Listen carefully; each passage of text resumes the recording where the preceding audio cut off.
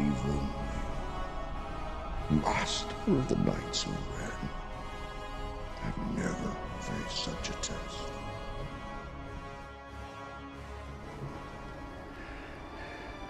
So who talks first? You talk first? I talk first?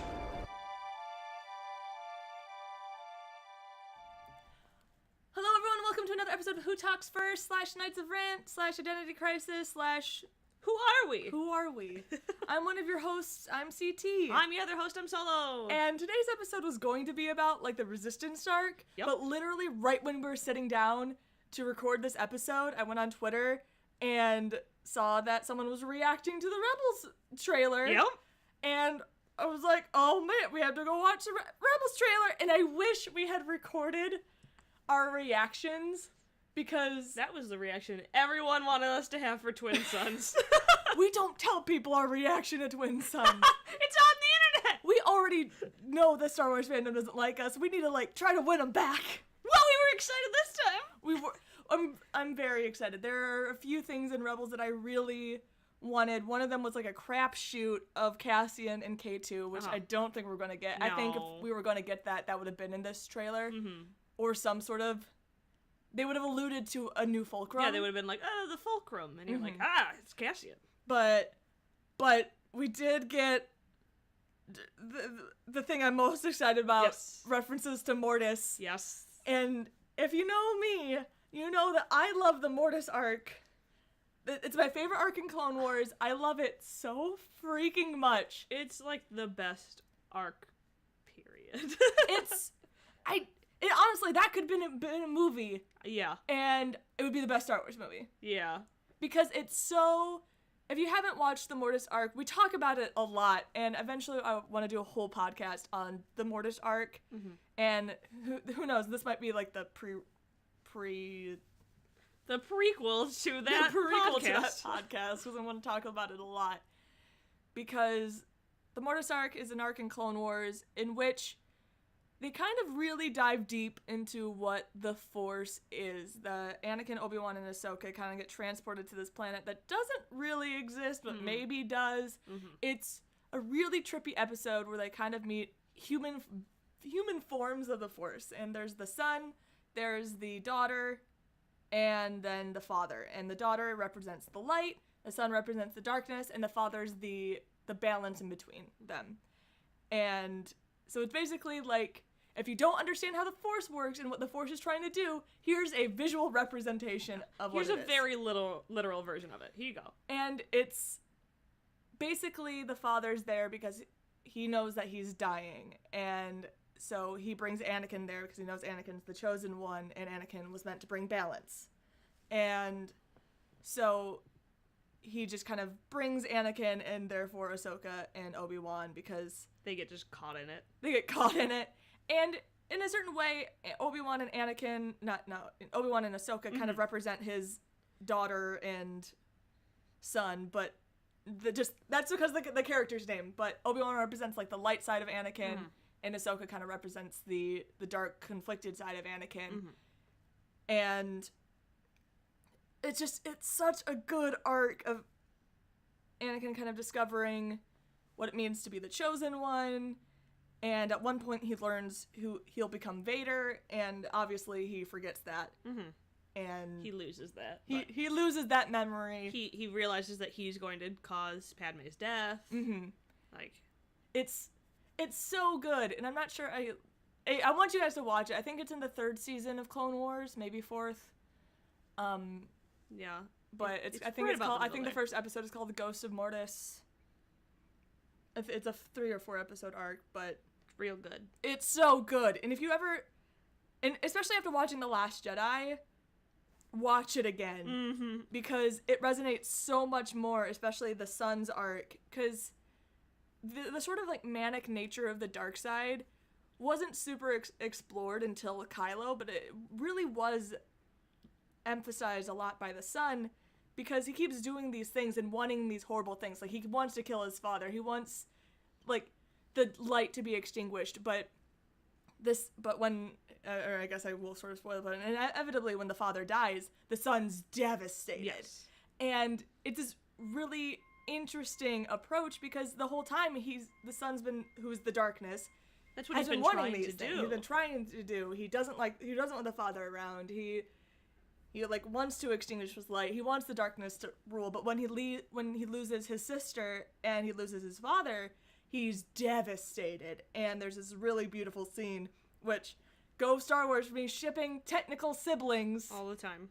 where the son is over the daughter's grave after she had died, and the son's just kind of like confessing that she was the only thing he ever loved, which was like the light. And it's so good. And And just his like mourning afterward is just so, you're like, why are you mourning? This is what you wanted. And you're like, oh, because this is like kind of what the darkness does to people. yeah, and it really, if you don't understand kind of like the Kylo aspect of like why do you do these things if it's gonna Cause you misery. yeah, watch the Mortis arc. I will just keep telling you until you go watch it. End of the podcast. This is a Rebels reaction. That was a Rebels reaction. It was talking about Clone Wars.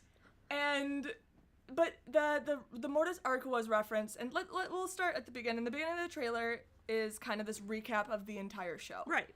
It's Ezra kind of saying everything he's learned, who he's become. Talking about his journey. It's really cute, and I'm just so absolutely excited by this. So the trailer, yeah, it's kind of a recap until we get about halfway through, and that's when they start showing you the new stuff. You're like, yeah. And let me tell you, my boy Kanan. Oh, Kanan. And so I think the first shot of Kanan that we really see that's new is him cutting off the ponytail. Which you're like, oh, I know what this means. I watched Avatar: The Last Airbender. I've watched Mulan. Oh yeah, Mulan. Yeah. I went for Moulin Rouge. I'm like, Moulin Rouge. That's why I stopped and was like, am I saying the wrong title? No, Mulan is what I wanted. We're on the Obi-Wan Ewan McGregor train right now. But I'm like, I know what this symbolizes, and oh boy, am I excited. Because if he's cutting off his hair and shaving, which are like both things that represent old Jedi Kanan, and I'm like, is this him fucking being like, I don't care, I have to go rescue Hera, she means more to me than anything else. I'm like, I'm down! But way to go, Hera, to insult the blind man. She's like, I just have to tell you something because you can't see, babe. This is a bad haircut. Don't do it again. I like the haircut. I wish he still had, like, some scruff there. But the haircut I wouldn't mind as long as he still had his handsome facial hair. Yeah, because I could do without the ponytail. Yeah, absolutely. It's kind of been a little like... So you just need to grow out the facial hair a little bit. You can still have the nice boy cut. I'm a big fan of the boy cut. But you gotta have the scruff, because you look like a baby now. And a handsome baby, but a baby. I mean, Kanan's always been handsome, because it's not like Zuko. I forget that first how bad season Zuko. and a half Zuko is. And if you guys have watched Avatar: The Last Airbender, Avatar: The Last Airbender is the thing that got me into fandom in general. That was the first thing I ever loved, besides maybe Phantom of the Opera. It was maybe Phantom of the Opera, but I didn't know that was like I could be a fandom in it. And right. Thank God am I glad that I didn't know there was a fandom for it, because that would have been a mess. Yep. And but then the Avatar fandom was the first one that I got into, and I was madly in love with Zuko from day one. Even though he's got such a hairline, his hair's shaved up until the crown of his head, and he's got just a little ponytail. Day one, I was like, I want him and Katara to kiss. That was me from episode 1, and it was only because, so Aang has this like crush on Katara, and I'm like, he's like a baby, and then Zuko does this thing in the first episode where he reaches forward and he ends up grabbing her grandmother, but it looks like he's grabbing Katara, and I'm like, oh, I ship it. Step 1, it looks like he maybe touched her, and I'm like, and I had never shipped anything really before this point.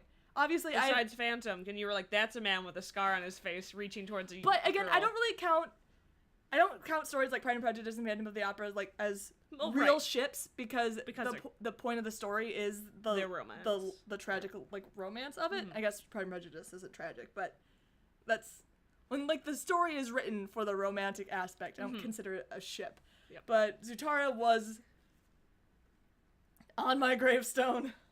Should have been a thing to the day I die. And just from that first touch, everyone used it in their AMVs. And it wasn't even a touch. It wasn't even a touch. No. Wasn't even. And we didn't even get any good Zutara. Well, no, he had her engagement necklace. Yeah, he did for a while. Yeah. After he tied her to a tree. Hey, man. Don't kink And he was shame like, "Give me this!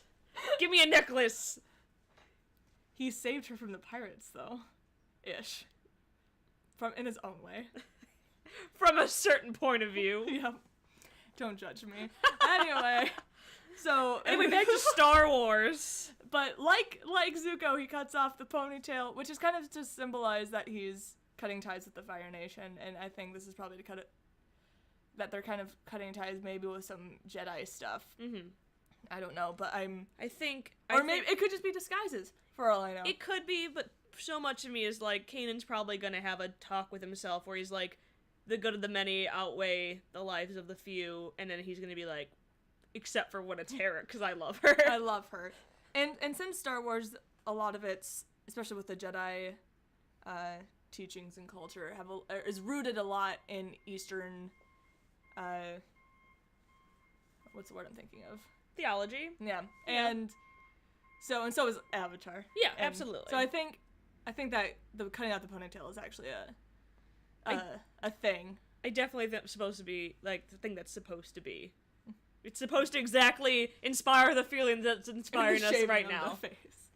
And just shaving of the face is just like when Mulan wipes off the makeup. And then now I know a Kanan's lot gonna of people turn. because at this point this is how I think it's gonna end. I think Kanan and Ezra are just gonna lose their Force powers because they're introducing a bunch of new.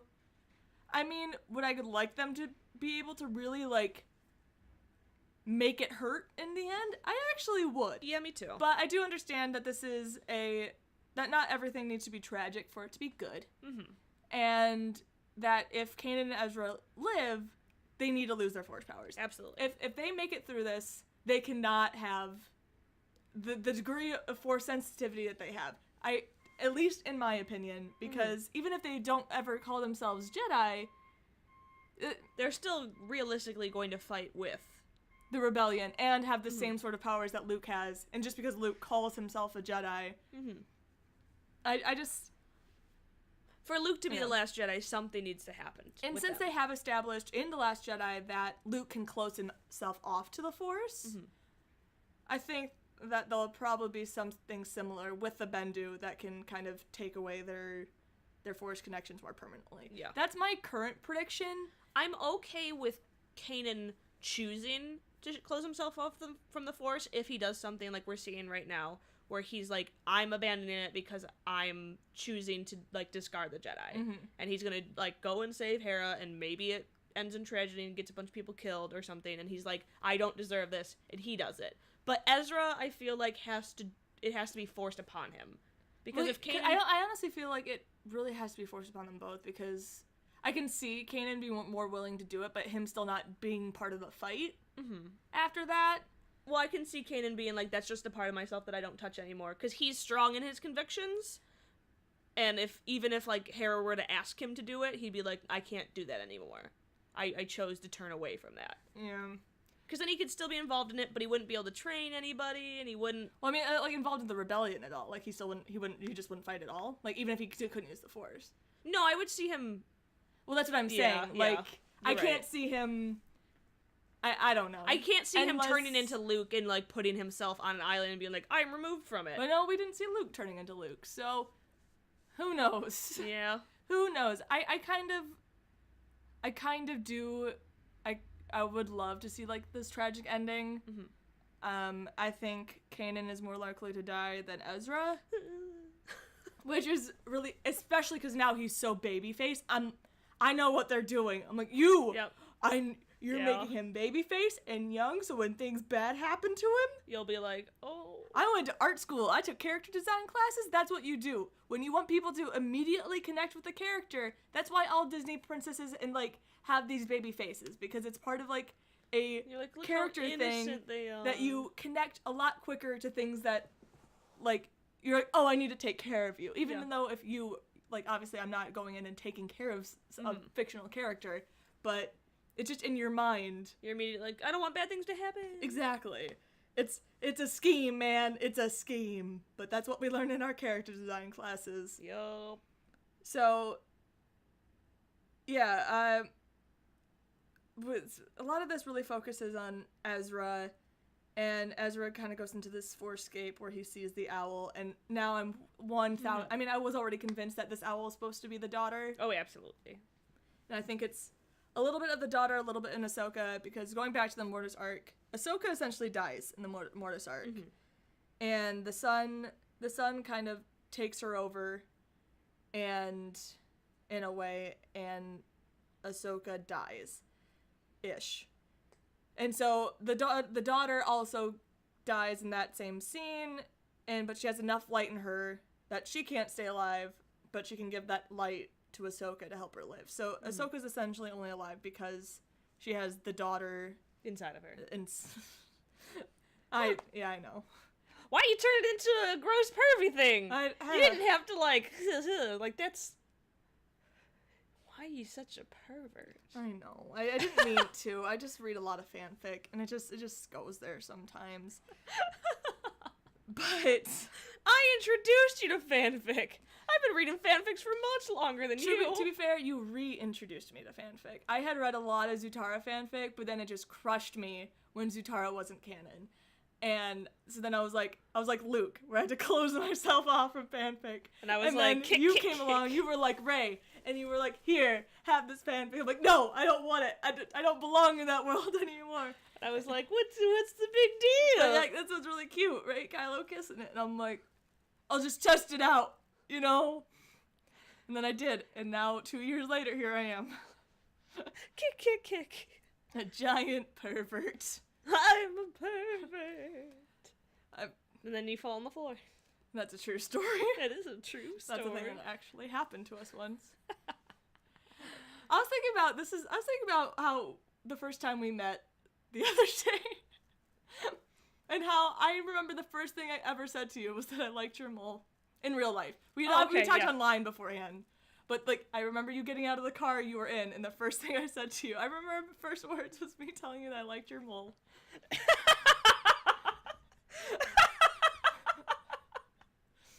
Or if you're not familiar with Solo's face, she has a beauty mark, like a Marilyn Monroe beauty mark. Yeah, I do. And I'm extremely envious of it. And so when I saw her in real life for the first time, I was like, oh my god, you're a mole. And I was probably just like, what? I'm very self-conscious about this.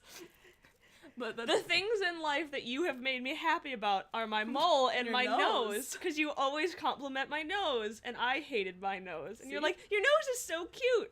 You say that enough to a person, and like, I'm like, oh, I guess my nose is cute. You're right, I am cute. I guess my nose is cute. You all thought I was the bad friend. It's true. Every time we tell like a story, like all the comments are like, oh, poor Solo having to deal with CT. And Lord, you're the bad friend. I'm a good friend. It's just because I'm a Hufflepuff, so I'm just always going to be the better friend, because I'm selfless. I'm a Ravenclaw. The fangirls of Hogwarts. Yep. That's all. I still don't understand how I'm really a Ravenclaw, but like Luna makes more sense, but... You're just creative and obsessive. And obsessive. Yeah, I will, if I like something, I will learn everything about it. So yes. I guess that is... That's where it comes from. Most Ravenclaws in Harry Potter are just obsessed with knowledge. You're like, I'm obsessed with like certain points of knowledge. Yes. Like if there's a certain like thing that I'm interested, I'll like spend 20 hours learning everything about it. But not general knowledge. If you're like, here's math, I'm not going to spend a lot of time learning math because you're just a selective Ravenclaw. Anyway, back to Star Wars. What were we talking about? The Mortis arc, the owl. Oh, the owl. The owl's back, and so I think that's going to be some sort of Ahsoka daughter representation. because we have been told Ahsoka is kind of coming back in some form. I'm convinced it's the owl. We've seen that owl around while Ahsoka was still alive, but and it was one of the last things that we saw. It was just kind of circling her. I think in the last episode is the first time we saw the owl, and she was just like, huh. And for the daughter and the son can turn into these animals, and one of them is this big owl horse thing, so it makes sense, kind of like the birth would be like a little baby smaller being. And so yeah, I think that's kind of represent where Ahsoka comes back in. What did the son turn into? Do you remember? Bat. Okay. I think it was like a giant bat horse thing. They were both giant horse stallion hybrids. Okay, that seems They were about both right. four-legged beasts, I'm pretty sure. Actually, I'm not sure about the son. The son was mostly a bat. Yeah. Very creative vampire. Have you seen that concept art of bald Kylo Ren? The most unfortunate concept art ever. No. I would unstand Kylo so hard. Like, nope, irredeemable. I'm here for the hair. There's a concept art in the Last Jedi art book that is bald Kylo, and the only reason I was like, does he just look like Snoke? He looks like the sun. So Oh, okay. I'm like, all right, if you make him look like the sun, Or the Inquisitor. or the Inquisitor. Yeah, because he looked a lot like the sun. The Inquisitor looks so much like the sun. Yeah. That was, like way too much. The sun's a little more human looking, but bald Kylo of that episode 9. I hope JJ wouldn't do that. I don't think so. I think there's certain things that would work in an animated show or in a comic book, but I don't think it would translate as well in a media like this, where they're trying to make it more mainstream and accessible for everybody. Kylo, don't shave your head. Please don't. Don't be like, I'm gonna put my hair in a ponytail and shave. You can cut it. You can cut it a little bit shorter. I like your GQ Adam Driver 2016-15 GQ look. That was a good look. I would be up for that. Except for he would be like the cutest little Supreme Leader. He's like, I got a haircut. He's like, look at my ears. Hello. Hello. It's me. I'm the Supreme Leader. What'd you say about my ears? I'll kill you. I'll kill you. It's the cutest Supreme Leader the First Order's ever had. Anyway, we are the Knights of Rant. We get really off topic. But no, we're absolutely getting the Mortis arc, because we see later in the trailer, we literally see a motif of the father, the son, and the daughter. And you're like, okay, well, the owl was a hint. And they're kind of lighting up in this interesting way, and you kind of wonder how much what that means. Because I always, with the father, the son, and the daughter, a little part of me, well, they made it clear that Anakin was supposed to take the place of the father. Yes. That was the whole point of the, and so, and father. And he clearly has a daughter and a son. Yes. So, but they don't properly represent the light and the darkness. No, they don't. No, if you want to do a proper, a more proper representation, I feel like Luke would be the father and Kylo and Rey are the son and the daughter. Yes. I feel like that's a much better representation of who the characters are and how they fit in the world. Absolutely. Yeah, because I don't think Luke and Leia represent the dark and I feel light. like Luke's more in between. If in an alternate universe, if Anakin had taken that spot, maybe we could have seen Luke become the light and Leia become the darkness, maybe, but that didn't happen. So it doesn't fit. No, it doesn't. Not at all. Yeah. So yeah, what else happened? I was really excited about the Mortis stuff, and I just screamed a lot.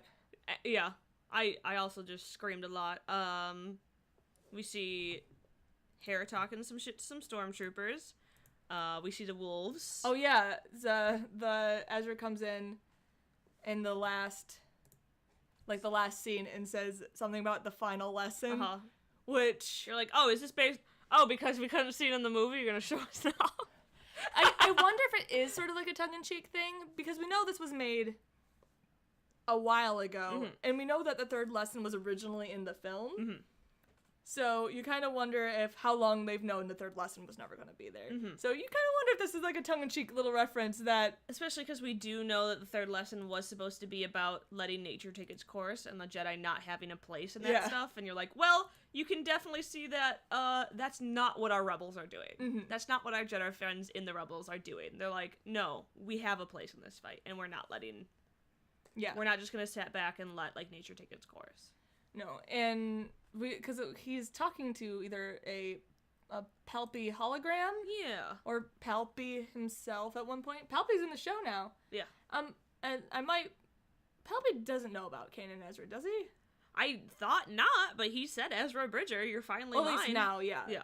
But I'm like, I didn't beforehand. He might have because the Inquisitors knew about him, so maybe it probably does make sense that the Palpy knows about them. Mm-hmm. But Palpy's gonna be in the show. I'm like just scrolling through giant wolves, Ezra and his wolf boy, Kanan and his nice little haircut. They're gonna save Hera, obviously. Absolutely. And I'm so excited about this dumb owl. Because I'm so curious as to where this is, where Ezra sees the owl and he's in this weird, like, floating spacescape thing. He's in a stormtrooper uniform, so... Because I'm kind of wondering if he's in, like, is he gonna be, like, with Palpatine? Is he gonna be, like, he's infiltrated Palpy's ship or something? Oh. It might be something Sithy because of that. Yeah. Maybe I'll make Hera's prison suit. That looks easy enough. Yeah. I want to cosplay Hera so bad. Yeah, me too. And Thrawn. Thrawn's probably gonna die.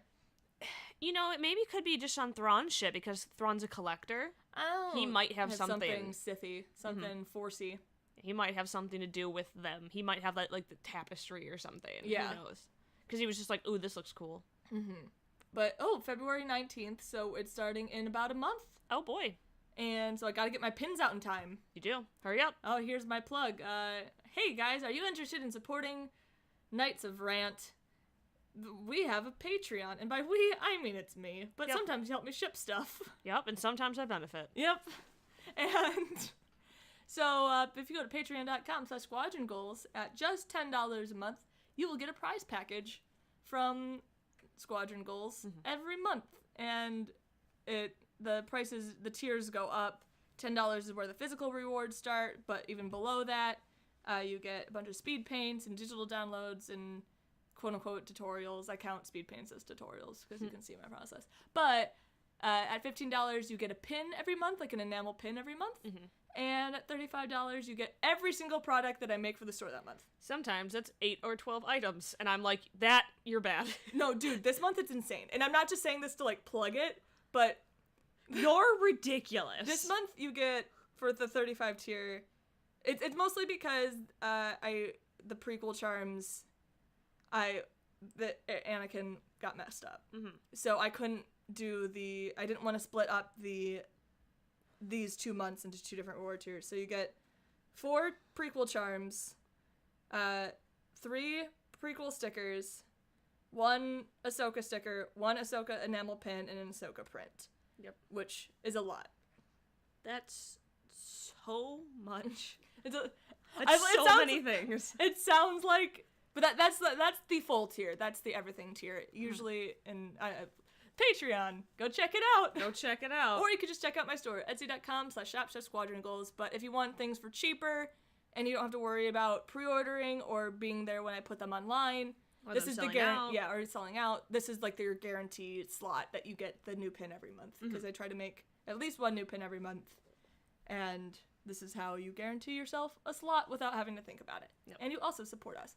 But so that was the ad read for this episode. It was because we're the only rate and review us on iTunes. Now who will give us ads. Yeah. Brought to you by us. The people that pay for the show. Yep. Thank you for your sponsorship. Without us, we wouldn't have us. us. Your unconditional support, us.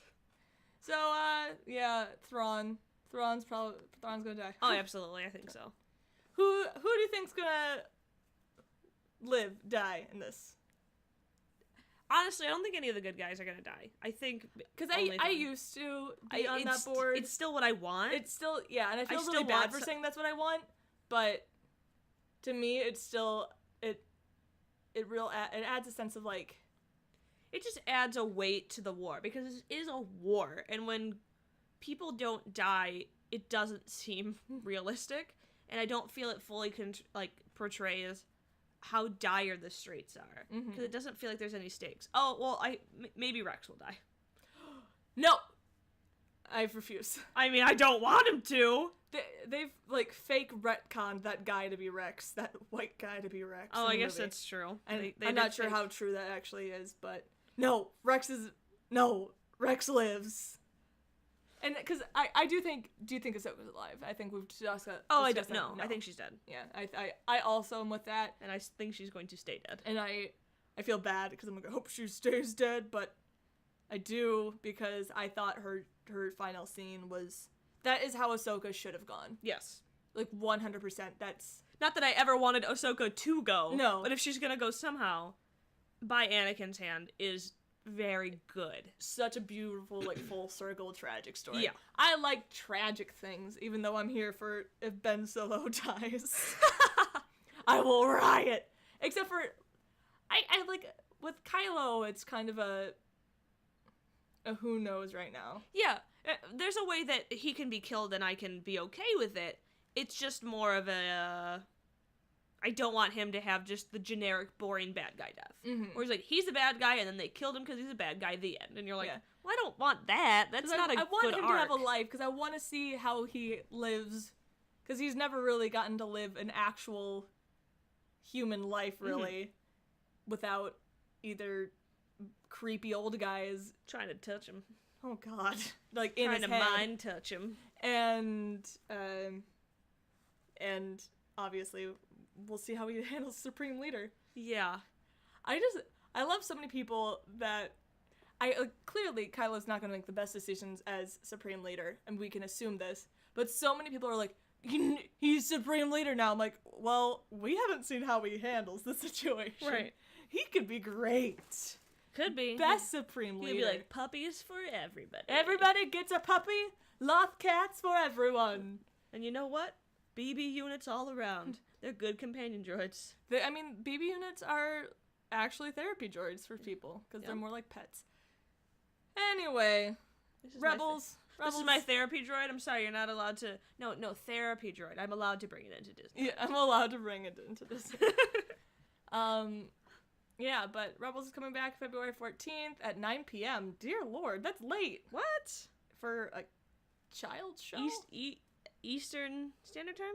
Eastern Daylight, yeah. Yeah. Yeah, that's... So...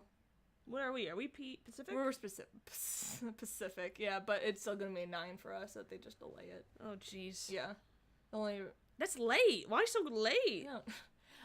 Everyone's probably like, you guys are adults. You think 9 o'clock is late? Yes! Yes. I do.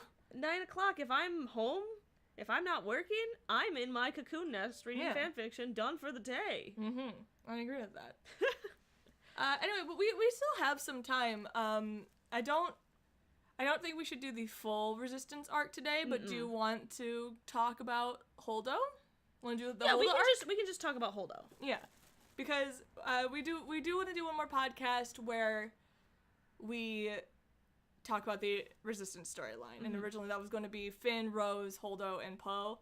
But I think we can split that up to the Holdo, a little bit Holdo, Poe stuff. I think Poe will fit more with Finn and Rose for sure. But I mean, you can't talk about Holdo without talking a little bit about Poe. Yeah. So, Holdo was introduced. Amelin Holdo was introduced in the Leia book, with both me and you read before the. But besides the Ahsoka book, was that your first EU or like new EU book? Yes. Yeah. So the your first Claudia Gray. I know. You need to read Bloodline. I do. I want to. But my first one was the Ahsoka book, because there's no way that I'm not going to pick that up. Mm-hmm. And I bought both of them too. Yeah. So it was one of those things where like you were like, I already have them. I'm like, no, I want my own copy. Yeah. But you did audiobook, same with Ahsoka. We both have the actual physical copies, but we both listened to the audiobook because Ashley did the audiobook. Or did you actually read the book? I started listening to it, but then I finished like the physical copy because it just audiobooks don't work with my work schedules. Yeah. it worked when I had a commute, but now that I don't have a commute and I work at retail, like, I could bring headphones and listen to it on my lunch any day, but it's kind of just easier for me to read on my lunch. So I finished with an actual physical copy. But yeah, no, that was my first one. And the Leia book, oh, God, Holdo in the Leia book is so phenomenal. I fell in love with her. The thing with Holdo, which I guess it did sort of disappoint me with my first viewing of, because I do really like Holdo the more I see the movie. Yeah. But if you'd read the book, she's so different in the book. So different. And you get that she's a lot younger in, she's like 16 in the novel, but she's very much, everyone makes this comparison, a Luna Lovegood, Effie Trinket hybrid. Yes. So she kind of just says a bunch of stuff that doesn't make sense, and she's super spacey, but super cute and... But then you'll also realize as the book goes on that she's constantly paying attention, and everyone writes her off because she's so spacey and so different, but she's constantly paying attention and analyzing her surroundings. Which, that's the sort of, like, personality trait that did carry over. Yes. That is in the movie. But the whole absurdity of her didn't carry over. The closest thing that you get is the way she outfits herself in the movie, which is still more, like, regal than it is goofy, but in the book they do make a point. She does talk about why she wears the bright colors and dyes her hair the colors that she does. And so I'm glad that translated, or that was already given to Claudia, and she's like, I'm gonna give this a reason. Which I think it's probably more of that. I do still prefer Claudia's version of Holdo. Yeah. But it's fun to see how a character can transition from this at 16 into who she is in the movie. You can see the clear path, and, like, war did this to them. The war did this. And even though this wasn't established in the movie, even it didn't need to be, but wasn't even, like, told to Laura Dern. But in canon, Emmeline Holdo is our first on-screen LGBTQ-like character. Yep. I think pansexual is probably the best way to describe her. Yeah, I would say because, especially because we have alien races. We have aliens, yeah. Yeah. Like, you can really, because Leia was talking about, she's like, only human males for only human males for me, and Ameline's like, that sounds boring. That's so boring. Where are these hot aliens? She's like, why would you limit yourself like that? And so I think that's, like, really cool, even though, I mean, it was subtle, and so there's still... Yeah, because I missed it. Not gonna lie. Oh, really? Oh. And I had to go back and be like, when was that? And then they bring it, and I was like, oh, yeah. Yeah. So, you are first established, even, like, you do have to kind of go digging for it, but it's baby steps. Yeah, baby steps. Because, I mean, you can convince me all you want that Poe is a heterosexual male, and I will never believe you. Yeah, you can tell me that, and I'll be like, absolutely not. No. He is absolutely bi as fuck. Yeah. Like... Sorry. We've always compared him to, like, the Jack Harkness of absolutely the Star Wars so universe. Like I would consider him pan as well, but, like, maybe it's only humanoids for him as well. Yeah. Who knows? Well, no, he sucks an alien dick on Jakku. Yeah, but who did he like it, or was he doing it because he was like, I gotta get off Jakku? Who knows? Just so you know, that's maybe not canon. It just sounds like it's canon. It's very much implied. Oh, man. Alan Dean Foster, I'll miss your writing. I can't wait for The Last Jedi book. Who knows? It might wreck me. Might. But I'm gonna miss that dick alien sucking. Sucking? And the space poetry. And the space poetry. So good. Anyway, back to Holdo. Yeah, a lot of people had issues with Holdo, and, like, it just... the more I thought about it, the more upset I was getting at the discourse surrounding her. Because of course you want to see Poe as the right character, because he's the one that you've known the longest. So Poe and Holdo have this kind of back and, like, this, they butt heads. Yes. But, so they haven't met before this moment. But he's heard of Holdo. He's heard of Holdo. All she knows is that Leia demoted him for not listening to orders. That is basically all she knows of Poe. Because Poe's not a big deal. He pretends like he is, and he's kind of a big deal. He kind of thought he'd be in charge of the Resistance. But only now. Holdo's been in charge. Well, yeah, Holdo, yeah. Holdo's an old war hero. Old war hero. So, like, you know what I mean? He's like, I'm a big fucking deal. She's like, oh yeah, you were a baby when I was fighting. Yeah. He's like, he just hasn't been around as long as her. Hasn't seen what she's seen. And so I think there's something really devastating about how people have immediately villainized Holdo for not telling Poe her plan. Because like, oh, things would have been okay if Poe would have known. And like, or if Poe listened. If Poe listened to orders like he had just learned from Leia, this wouldn't have happened. Mm-hmm. Because Poe doesn't listen to orders twice, and he gets a bunch of people killed because of it. So many people die because of it. And we'll talk about this a little bit more, probably in this episode, but in like the episode we talk about Finn and Rose, is that Poe does learn in the end, and he does become a better leader, that he does turn the ships around instead of continuing to sacrifice people. He does take on a better idea of what leadership is, but at the same time, it didn't hit as hard as I would have liked it to. There weren't real consequences for him. Yeah. There were consequences for the Resistance, but for him, I would have liked a little more of the guilt to be on his shoulders when he seemed. And again, I do sort of understand in a sense why. Hey guys, you might have heard, but we got a mail and we got Smuggler's Bounty. This is a commercial interruption. Here you go. Here's a special advertiser. It's not an advertiser because I pay for this. But they totally sponsor us. This month was Sith, and I just want to open it really quickly, and I kind of want to do it because I'm really excited for a thing that's in it. Let's see. Okay, what's the shirt? Okay, it says Kylo Vader's mask. Oh my god. Okay. Ooh! Kylo. A Kylo thing. I'm pumped. Alright, the first thing in here is a Kylo shirt. Oh my god, he looks so dumb. What a dumb baby. Look at his hair sticking out of the bottom. I will finish what you started. Alright, I'm a fan of this, even though he looks dumb, but this is what I'm excited about. Count Dooku! Alright, I forgot this is a podcast. I'm like showing the microphone. Nope. Oh my god, he looks so good. I'm gonna buy this on eBay. Yeah, no. Absolutely. Oh my god. And I mean, I talk about it a lot, but I am like the biggest Count Dooku stan there is. I love Dooku. And look at he was the pop figure this month. He looks really good, guys, so check it out. His pose is really nice. Is this a straw? Okay, so this has to be a cup. This is probably a mug, yeah. Like, there's a thing in a box here that we couldn't tell. Alright, what is this cup? Who is it? Okay, it's Vader. Vader cup. Alright, whatever. Alright, and then, who's on the pin? Vader pin. Ah. I mean, I got one Dooku thing and one Kylo thing, even though Kylo's not a Sith.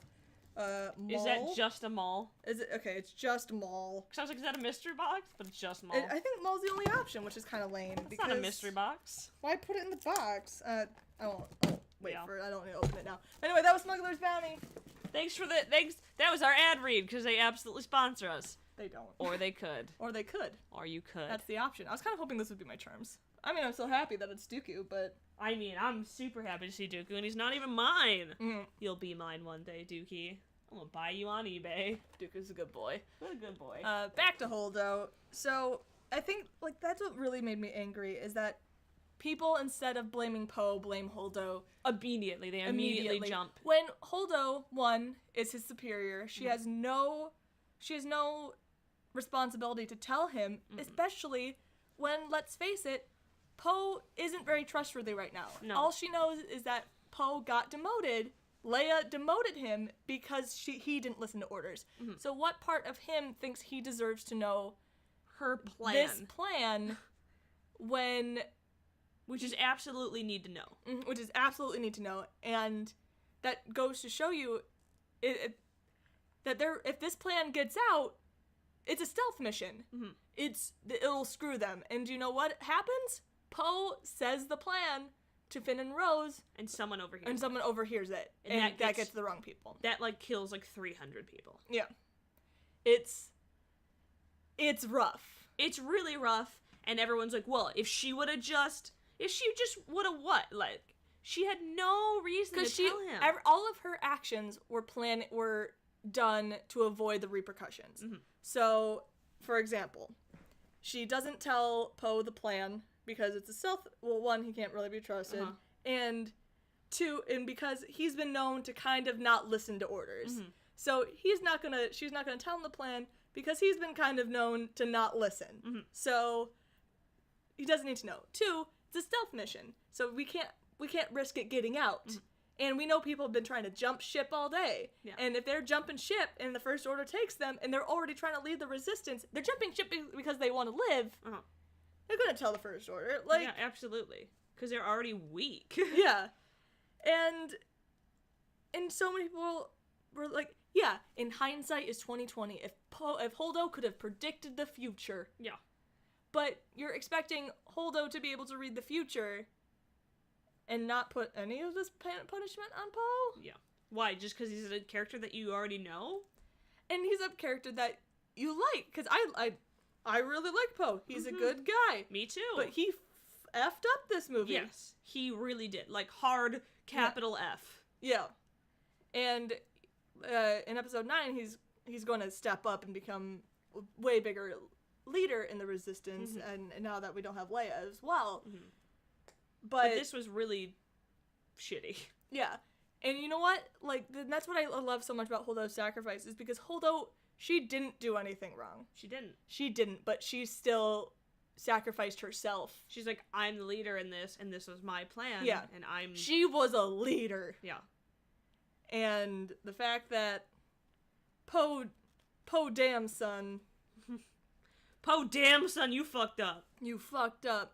Yeah, like, and I think that's just where my issue with Poe's storyline is that you didn't really feel the guilt, or that he realized what he had done. He was like, oh, she was, she was thinking ahead. Yeah, I don't feel like Poe felt like he had done anything wrong. I feel like Poe realized, like, that's not the way you lead, but I don't think he was like, oh, my actions caused this. And that's what I wanted to see. I wanted him to be like, ooh, I fucked up. Outside of, like, oh, people got killed. Like, no. I did this. Yeah. This was me. And I hope that we see that a little bit in the next movie. Well, we'll just, even if there's a moment where Poe's just, like, sitting by himself, like, you know, that silent, like, movie where he's just contemplating himself and he's like, I have to make sure that this doesn't happen again. I have to be careful that this doesn't happen again. Yeah, we'll see, because there's probably, I thought there was going to be a time skip partway through The Last Jedi, and there wasn't. There's probably going to be a time skip for 9. I assume that there's going to be a decent time skip where the First Order kind of really has, like, taken over, where they really are the, I don't know, the ruling force in the galaxy. Yeah. And Knights of Ren. Every podcast until they happen. And so it just the discourse just really upset me, because I don't think Holdo did anything wrong. She had enough faith that people would listen to her, which, again, she was the superior. Because she was someone that Leia had put their trust in, and Leia had named the leader. And we do know that she's known enough that Poe knows some battle that she won. Yeah. Already. Like, she already knows she's, like, in that fight, in this legend in some fight that we don't know about. So, like, maybe you could have listened. And so much of me, I try not to immediately be like, was it because she was a girl? But it's really hard not to fall into that because of some very loud squeaky wheels complaining about too many women in these movies. Yeah, and I don't think as much as that she's a woman, it was more, because I think part of it had to do with that she doesn't look like a military woman, is that she's very feminine and obviously dresses up and wears nice dresses and has, like, pretty hair and, like, this crown thing, that she doesn't look like she's a woman that really knows war.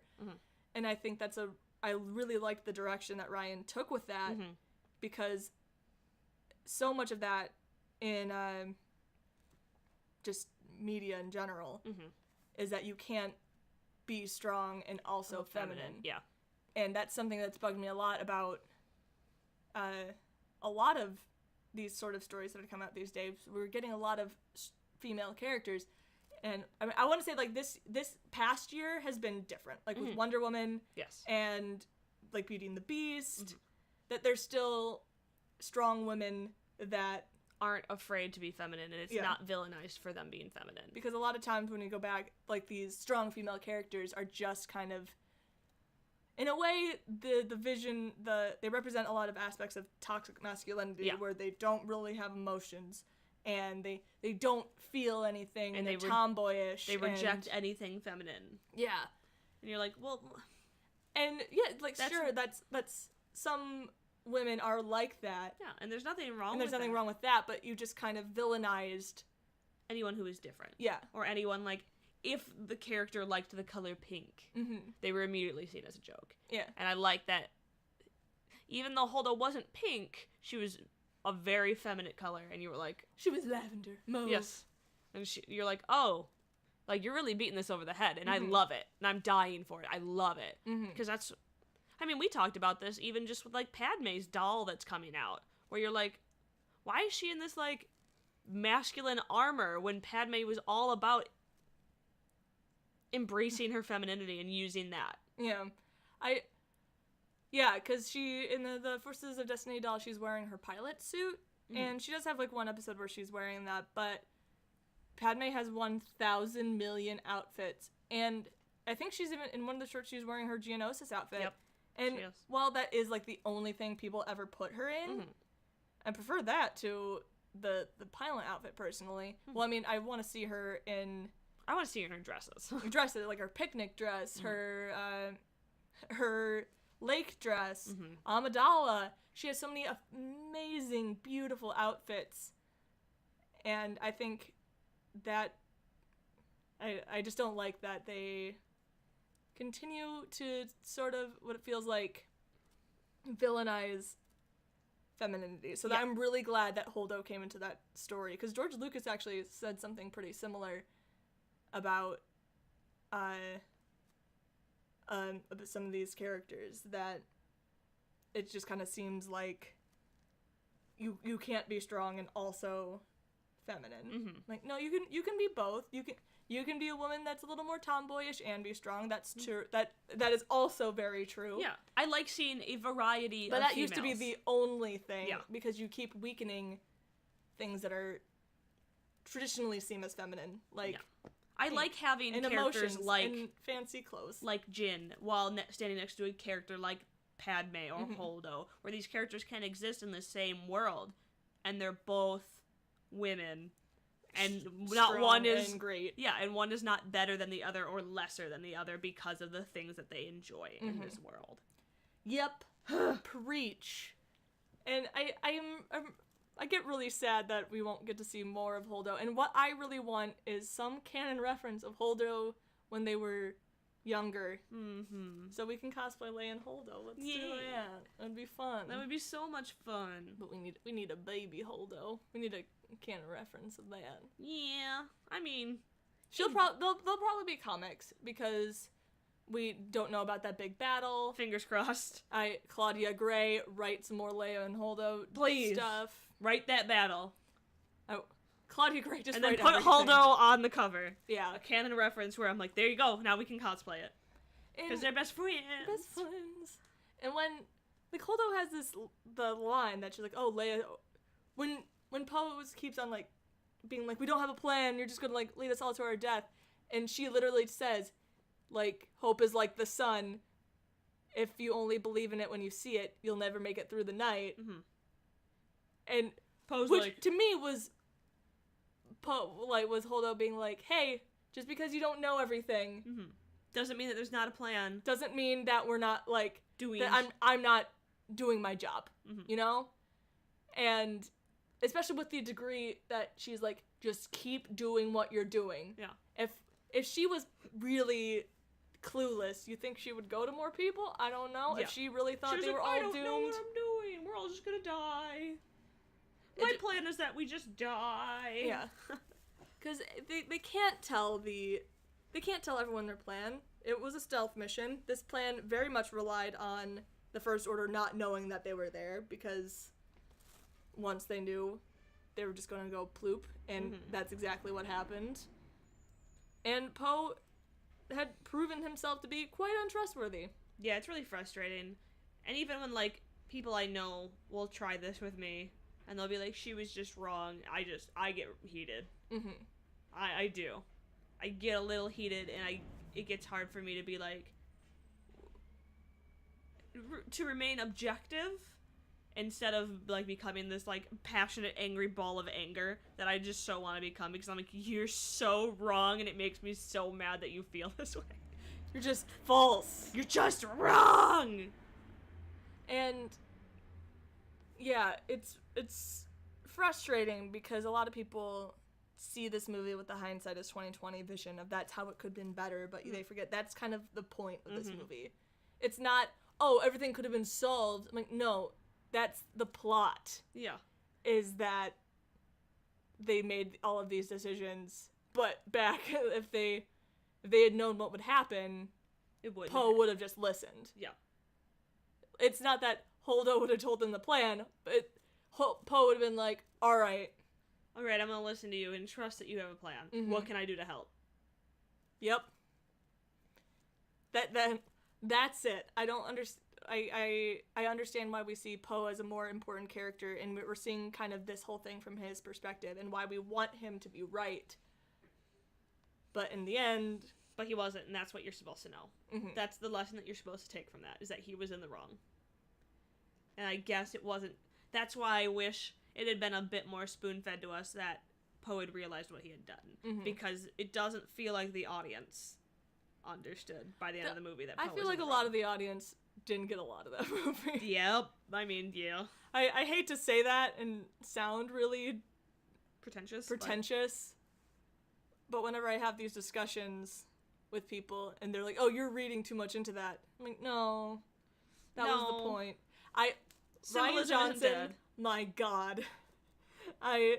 This was so, he posted like this Twitter thread, where first he's in this like book room, and then he focuses on a book, and then it's like the Jedi, the Jedi code book from that's been sold in stores for decades, or a decade, for a very long time. Probably not a decade, but a long time. And he posts a picture of that, and then he opens it up, and then he takes a picture, like he's just continuing taking deeper photos until he gets to a passage about kind of like force duplication, about how a person who's strong enough in the force can literally duplicate their presence through the force, of all the people who are being like, this astral projection shit comes from nowhere. And he's like, oh look, it's literally in the Jedi. God! Here it is! Maybe this man does some research. Also, do you not want the force to be expanded upon? Yeah. Do you really want the only thing that they can do is like force jump and force push? Force move rocks. That's what Rey only thought it was. Yeah. She's like, oh, you can control minds and move rocks. That's it. He's like, well, I mean, those are one things that we can do, but that's not what the force is. Anyway, is there anything else we want to really talk about today? I mean, we've kind of went on a bunch of tangents, and like next week we'll have our more organized episode about the Resistance. Yeah, because we weren't ready for this. We weren't ready for the Rebels trailer, guys. Sorry. No. Yeah, and I wanted to talk about that. Yeah, we needed to talk about that right away. And also, Smuggler's Bounty came in the mail. So. Yeah, we were all over the place this episode. It's going to be a great episode. It's Sorry, shorter guys. than usual, so it's fine. Well, maybe not every episode needs to be an hour and 40 minutes. I know, right? Oh my God. That's a lot to ask of people. Yeah, anyway, thank you for listening to an episode of Who Talks First. Next week we'll have a more organized episode about the Resistance's storyline. Yep. In The Last Jedi. I'm one of your hosts, MCT. I'm your other host, I'm Solo. And we'll see you next time. Bye.